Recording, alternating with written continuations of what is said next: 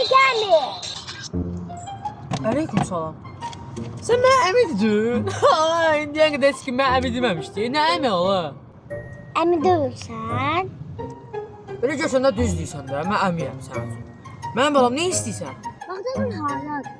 Sən bağda gülün, getdi taxtalı köyə. Sən də getmək istəyirsən, otur aparım səni. Ora hardadır? Əşi uzun söhbətdir, geysən ki, otur aparım səni. Mən niyə qara yapararsan? Mən oşa aparmıram, ot gedək. Amma pulum yoxdur. Allah, harada kasıbçısı var gəlmə tapır. Pulun yoxdur, ged otur evdə də. Niyə qaraya danış geysən? Vacibdir niyə qaraya getmək? Hə, çox vacibdir. 5 dollarım var. Nə? 5 dollar? Onda göbələ eləyək də. Sən mənə 5 dollar ver, mən səni üstü açıq qırmızı VIP maşında aparam. Necədir? Mən razı. O getdi. No.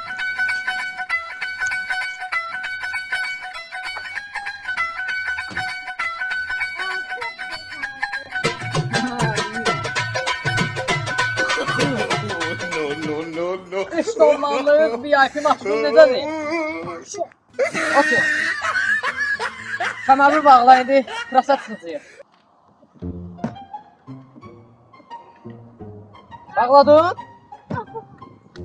Bağla kəməri. İndi ciddi saxlayacağım, deyəcəm ki, niyə qaranı xamlayacağım o 5 dollarlıq. Güzel sonra çapak.